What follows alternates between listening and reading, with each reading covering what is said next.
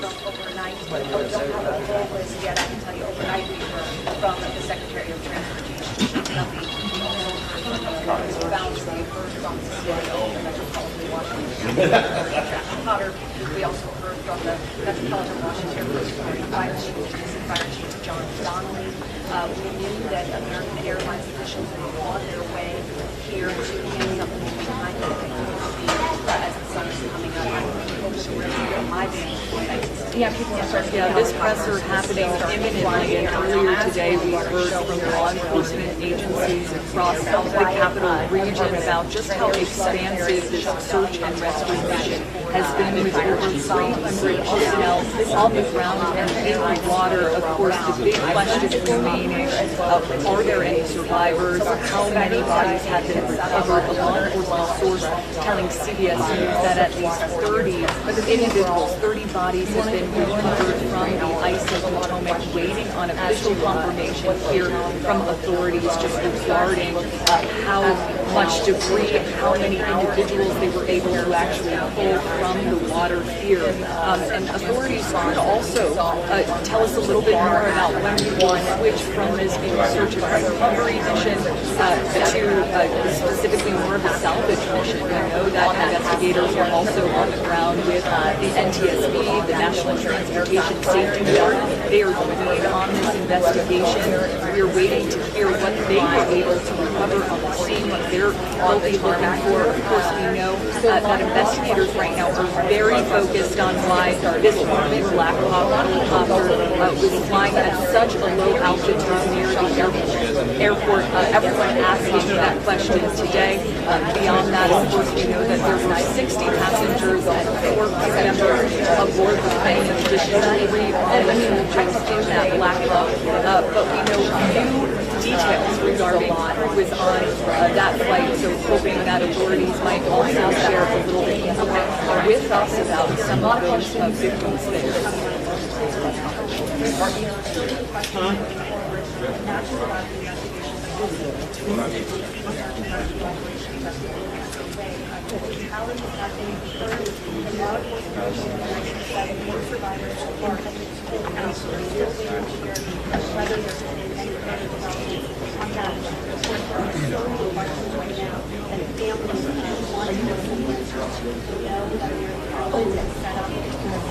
Marky, I have not seen that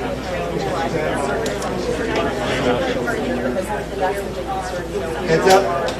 Okay, I think this is us. Is it MSP? Heads up. All right, there we go. Stand by.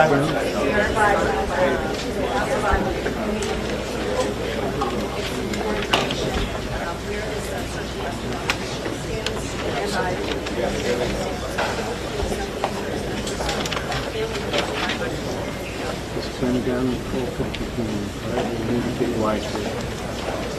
You know?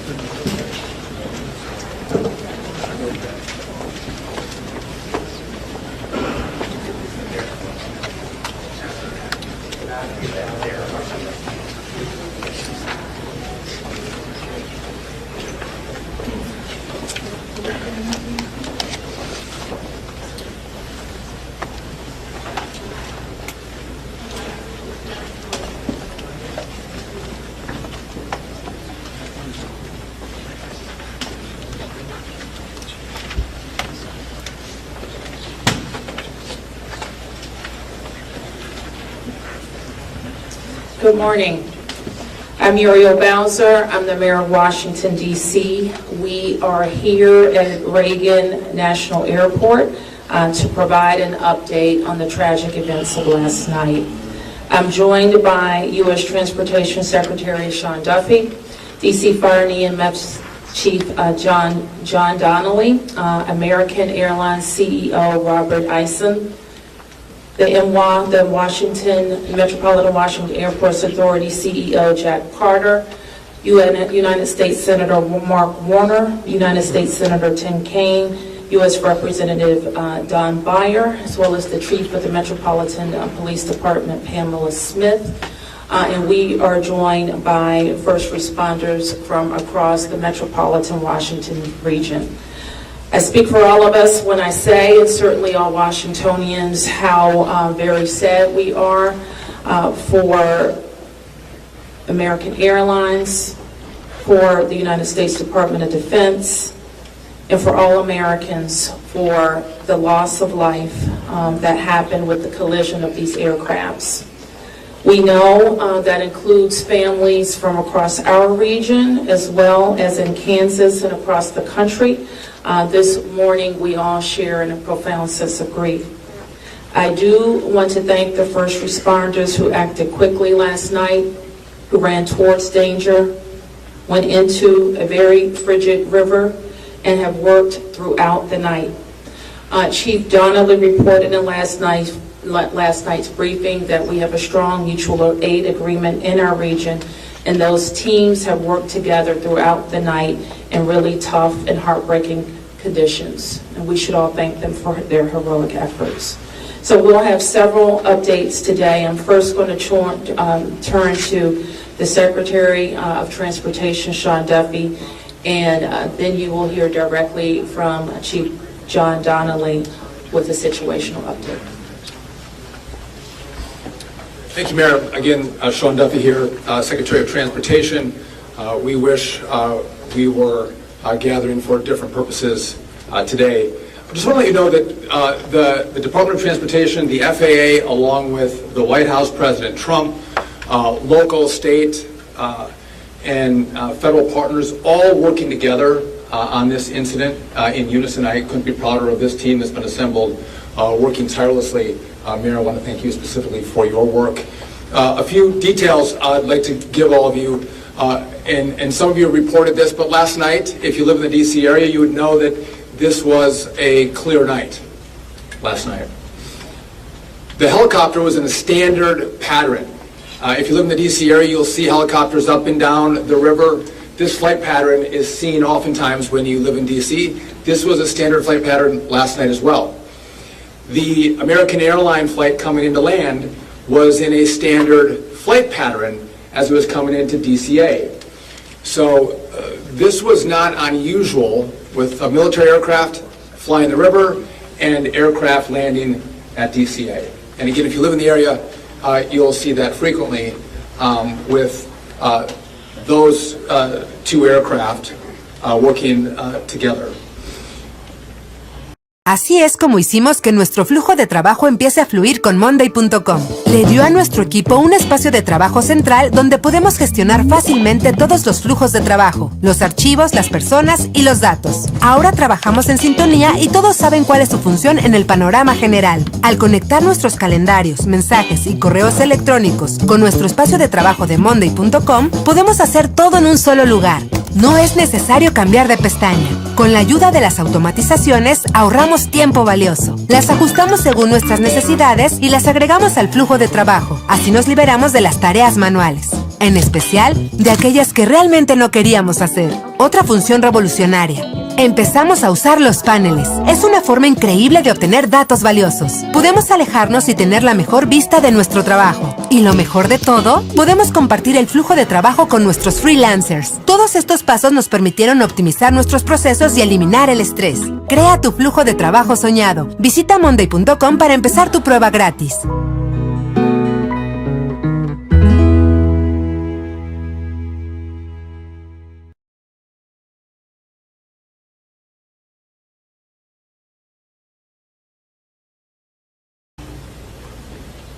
As many of you have reported, we have located the two aircrafts.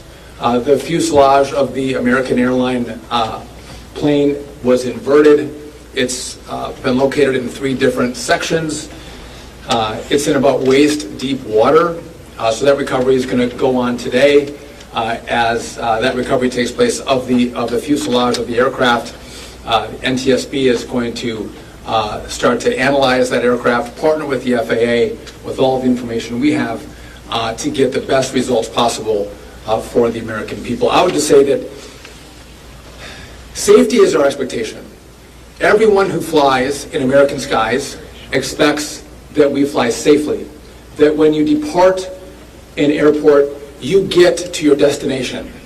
That didn't happen last night. And I know that President Trump, his administration, the FAA, the DOT, we will not rest until we have answers for the families and for the flying public. You should be assured that when you fly, you're safe. Thank you.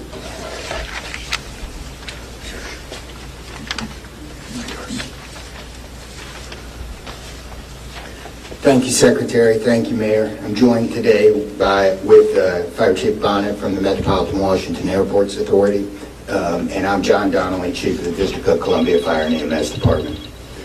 Last night at 8:48, the control tower sounded an alert, which alerts responders to respond to a report of an aircraft crash on or near the airport. That sets off an immediate response from the Airport Authority Fire Department, from the District of Columbia and Metropolitan Harbor Patrol fire boats and other fire boats on the river in order to support that type of operation.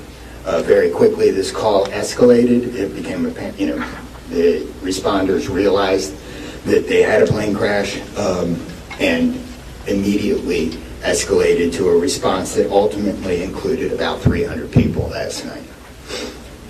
These responders found extremely frigid conditions. They found heavy wind. They found ice on the water, and they're operated all night in those conditions. I'd like to take a moment to acknowledge the agencies that responded in addition to DC Fire and EMS and the Metropolitan Washington Airports Authority.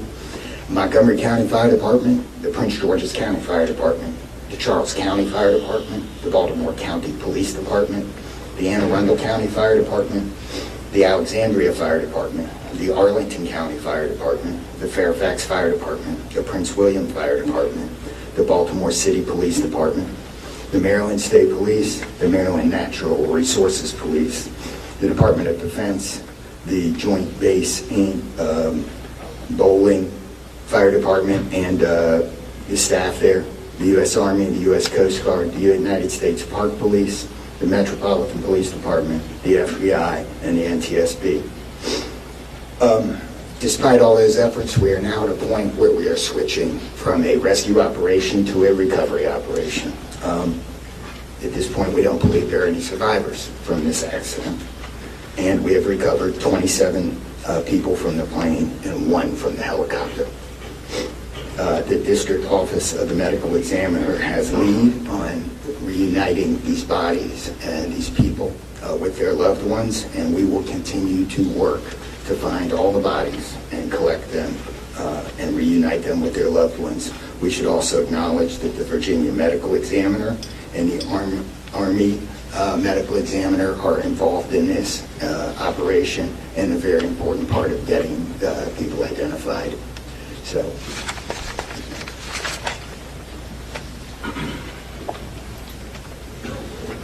Our hearts are certainly with all of the crew in American Airlines, and we'll hear from CEO Isom.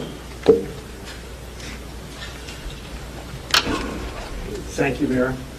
Good morning. I'm Robert Isom, the CEO of American Airlines. I want to express my sincere condolences for the accident that happened at DCA last night. We're absolutely heartbroken for the family and loved ones of the passengers and crew members, and also for those that were on the military aircraft. Our focus right now is doing everything that we can to support all of those involved and also the PSA Airlines team. This is devastating. We are all hurting incredibly. We urge any family and friends looking for information about their loved ones to call our designated helpline, and that's at 1-800-679-8215, 1-800-679-8215. And here's what I can share at this early stage. American Eagle Flight 5342, operated by PSA Airlines, traveling from Wichita, Kansas to Reagan National Airport, was involved in an accident just before 9 p.m. local time on final approach into Reagan National. It collided with a military aircraft on an otherwise normal approach, and at this time we don't know why the military aircraft came into the path of the PSA aircraft. Flight 5342, a CRJ 700, was under the command of 4 crew members. They carried 60 passengers, as you know, for a total of 64 people on board. In addition to local resources already here in DC, American Airlines has activated our care team, and that's a group of specialists that are trained to support these types of responses.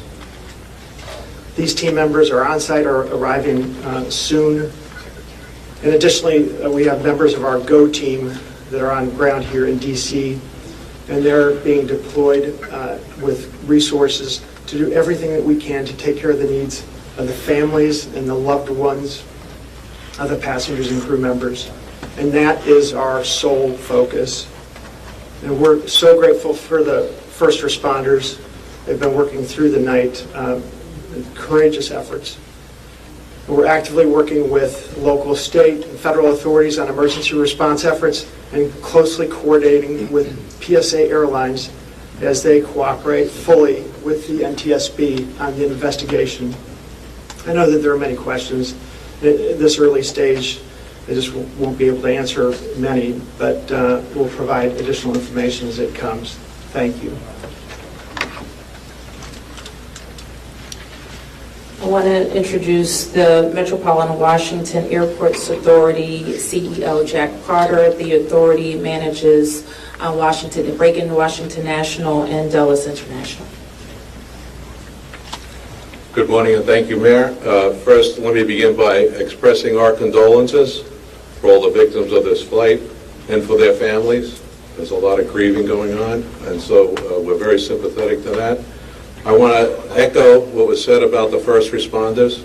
When there's a problem in this area, everybody drops everything and they rush to wherever the problem is. So I want to thank the chief, the entire team from Washington, D.C., but just as important, the list of folks that the chief described. The federal authorities have been here en masse, and so a lot of effort was brought to bear. Unfortunately, we weren't able to rescue anyone, but we are in the recovery mode right now. And I just want to, last night I expressed the fact that we hope to open at 11 o'clock today, and that is still the case. We're going to open the airport at 11 o'clock. And again, condolences to the families, and thanks to the many, many who are still out there working very, very hard to complete this recovery. Thank you, ma'am. I do want to acknowledge that the Virginia Transportation Secretary is here, in addition to the Alexandria Mayor, and I will like to ask members of the Virginia congressional delegation to the podium next. U.S. Senator Mark Warner, followed by Tim Kaine and Representative Don Beyer. Thank you, Mayor. I want to join with everyone else and express my condolences for the victims. For folks who don't live in the DMV, we are made up of a lot of jurisdictions. Reagan Airport's in Virginia. Across the river we have Maryland, obviously the district, but has been indicated by the chief, when tragedy happens, all those distinctions between the various jurisdictions and our federal partners all disappear. And I want to again thank all the first responders. On a personal note, I'll just add that literally I now know I was coming back from the district from a dinner to my home in Old Town Alexandria. And while I did not see the collision, I wondered, I'd never seen this many red lights streaming towards the airport and across the river in Maryland about this time. My phone started blowing up and I realized that this accident had taken place. There'll be a time to figure out, I know NTSB will have a briefing later in the day, but to the victims, our condolences. To the first responders, our thanks. Sorrow, thanks, and questions. So, sorrow, as all have expressed, to the crew, to the passengers, to the soldiers, to their families, to their friends, to their loved ones, to people who are still trying to get information and unsure whether their loved ones have been lost. We offer our profound condolences to them and our sorrow for this tragedy. Thanks, I'll echo, Mayor, what you began with. When you see a challenge like this, and you see people from so many different agencies, local, state, federal, with different uniforms, different badges, but working in such a coordinated way, even in the midst of a tragedy, it does give you a sense of appreciation and pride in people's willingness to come to the danger and work together. And I started to see that as a local official 30 years ago in Richmond, and definitely have seen it here. And then finally, questions. There are going to be a lot of questions, obviously, a lot of questions. And that's what the NTSB's job is to be an independent investigator of incidents like this. And they are here. We were in dialogue with them earlier today. They've been here since they got the alert, and they will be doing the work and playing lead in answering the many questions that we have. And that's as it should be. It's not a time to speculate. It's a time to investigate and get answers to the questions we need, and I have confidence that will be done. Thank you. Following up on the Senator, I think grief, thanks, and service, with millions and millions of Americans traveling every year, we are all grieving, knowing that it could have been our loved ones, it could have been us. And our hearts go out to all those who have lost folks. In a most partisan place also, I'm really thankful that Democrats and Republicans, people from all over, have come together to try to make sure that people are served. As the local representative, I want the families to know that our office is available to serve you in any way we possibly can through this time of grief and transition and loss. And then also just note that we're deeply grateful for the people who risked their lives last night on a moment's notice and spent the whole night on the river in the ice and the wind, serving us. And then finally, as Senator Kane, Senator Warner noted, after the NTSB investigation, we've got to make sure that at the federal level and with the support of Virginia, Maryland, D.C., we're doing everything we can to make sure this does not happen again.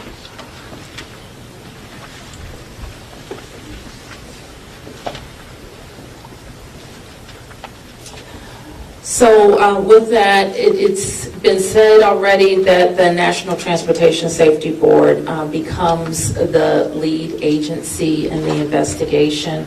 Our jurisdiction in D.C., where the crash occurred over the river, concludes as we, in the leadership role of the Unified Command, as we shift to a recovery effort. We expect the National Transportation Safety Board to provide briefings to the press later in the day. So at this point, we can take a few questions. Yes? Can you say without a shadow of a doubt that people are safe to fly? What we can talk about today is what happened here with the collision of these vehicles. We've said what we know, and that the National Transportation Safety Board continues to investigate. I don't know that any of us have been briefed on anything that would suggest any other aircraft are implicated. Yes? You're still missing 30 plus people in the water. What are some of the challenges in recovering them right now? Chief. So the rescue operation, or the recovery operation, goes on. It's a lot of touch and feel in the different parts of the plane or in the helicopter, and the crash area is a little spread out, so we've got some work to do. And I think it's a pretty normal type of situation. I don't think it's extraordinary. How spread out is this debris field? So the wind started blowing last night, so we've had debris travel from the airport down as far as the Wilson Bridge. Mile-wise, how far is that? I mean, I couldn't tell you. Okay. Less than a mile. This is a question for CEO Carter. You're going to open the airport at 11 o'clock this morning. How are you going to do that? And what impact is that going to have on operations, on passengers, on people's anxiety? How are we going to do this? Well, we're going to open the airport at 11 o'clock. It's safe. We've worked with all the federal agencies, FAA, and it's been determined that we can open that airport safely. The recovery effort that's on our property is on the waterfront.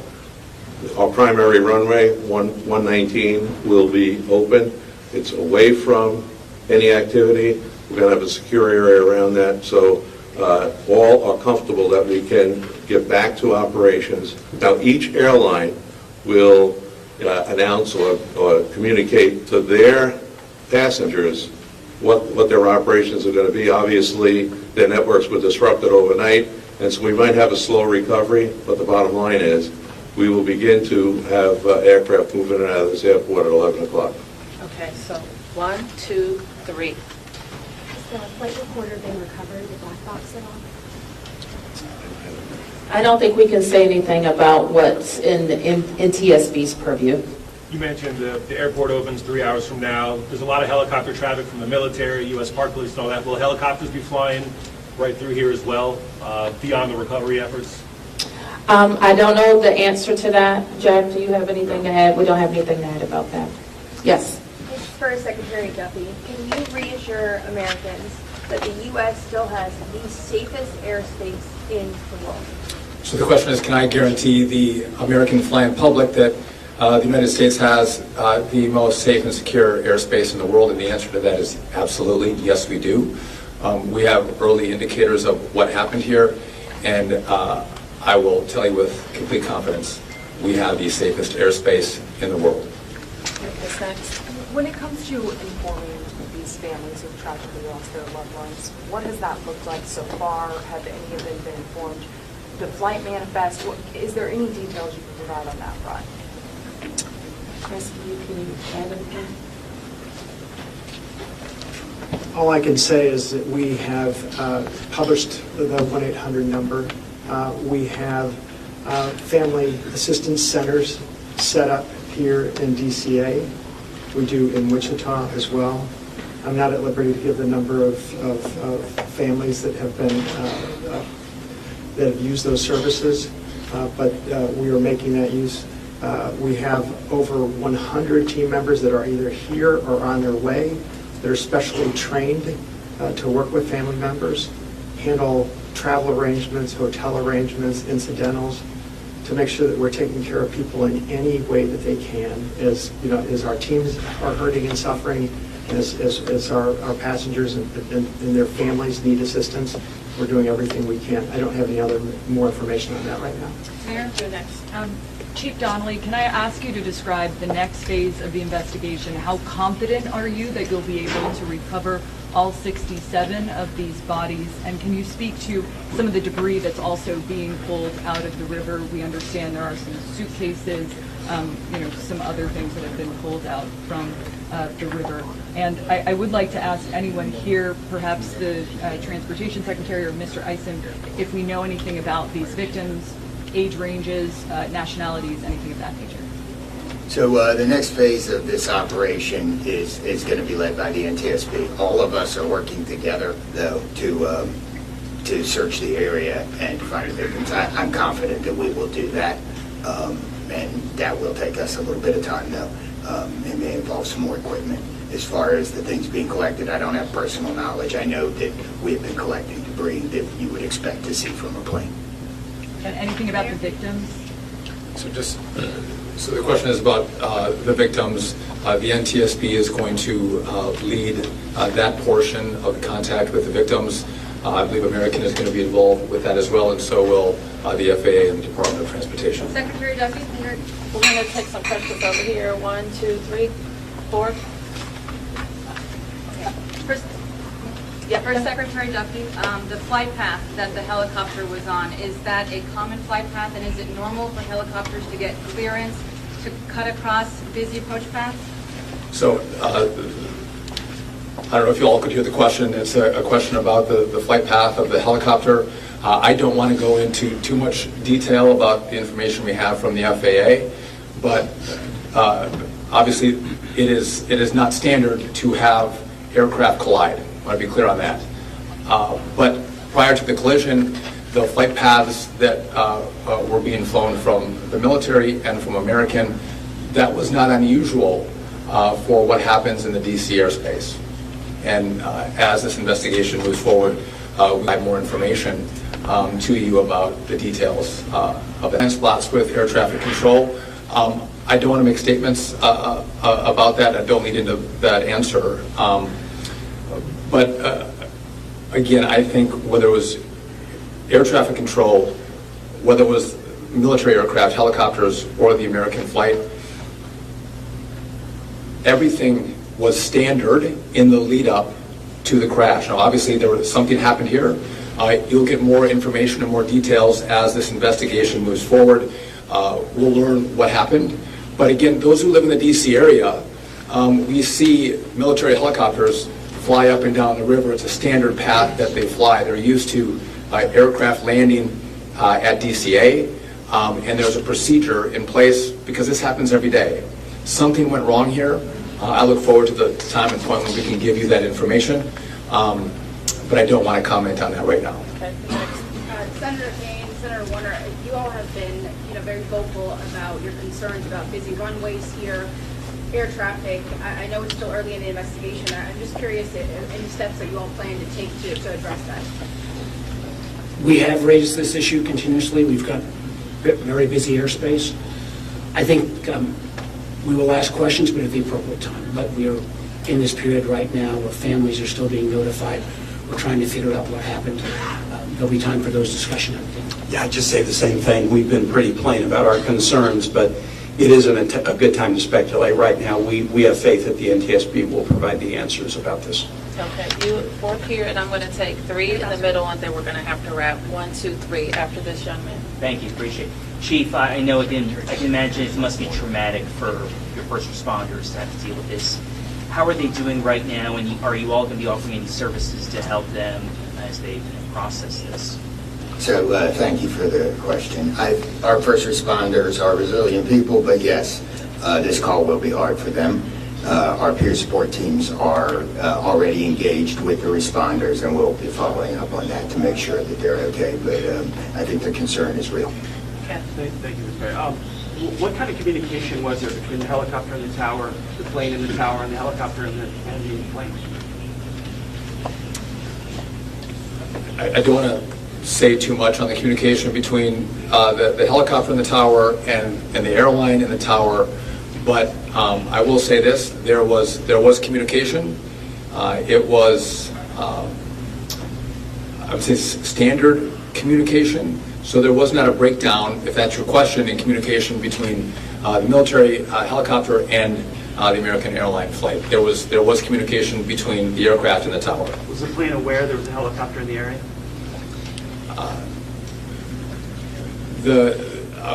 I would say the helicopter was aware that there was a plane in the area. You mentioned that. So the president, you said yesterday that he called into the briefing room. Has he returned to the briefing room since then? Have you spoken? Also, a question about the National Security Advisor, Mike Waltz. He's saying that there was 30 bodies that have been recovered. That he just said that in the White House. Curious. I know you're in this presser right now, so that's hard for you to update. But I do have the question on POTUS in the briefing room. I can do the body question first. So in terms of body recovery, as we recover bodies, we have a process, and we're not counting any bodies until they're in the possession of the medical director. So there may be some fluctuating in numbers that other people would report, but our numbers from the medical examiner. So just in regard to the president in the briefing room, I've been with this team for the last hour plus as we've worked through the details of the information we wanted to give you. But it is my understanding that either this morning he was going to be in the Situation Room, or the Situation Room is obviously briefing the president. He has been kept in full appraisal of what is taking place. Okay, last two, you ma'am. First. You mentioned that the aircraft were on a standard flight pattern. Just curious, when the airport opens at 11th day, will planes be on that flight pattern again, or are they being directed to fly a different way? Josh, do you want to? Okay. Well, I mean, safety is paramount, and I don't have that information quite yet from the FAA, so I don't want to provide information I don't want to provide an answer or inaccurate information on what routes will be flown out of DCA. Okay, last one. Two questions really quickly. What do you know about the experience and history of the pilots of both the American Airlines plane and the Army Black Hawk helicopter? And then for Secretary Duffy, last night the President had said that this could have been prevented and questioned why air traffic control didn't tell a helicopter what to do. Is that something that investigators have determined should have happened in this situation? Secretary, just quickly, I don't have a lot of information to release, but these were experienced pilots. I know that the captain had 6 years with PSA, or almost 6 years with PSA, and the first officer almost 2 years. And again, standard approach, and that's about all I can say. Thank you. In regard to the military, I don't have information in regard to the experience of the military pilots. I would just note that this was classified as a training mission. Sometimes people could think that a training mission is someone who is inexperienced in the cockpit. We call these missions that are flown in the DC area as our pilots are getting hours in experience training missions. So don't read into that we had how many hours the pilots on the military aircraft had. And you had another question for me that was... Last night, the president had said that this could be prevented, and also that air traffic control, questioning why they may not have communicated with the helicopter, telling them what to do. So we are going to wait for all the information to come in from this vantage point, but to back up what the president said, what I've seen so far, do I think this was preventable? Absolutely. Thank you. Is there an acting FAA director? Thank you, everyone.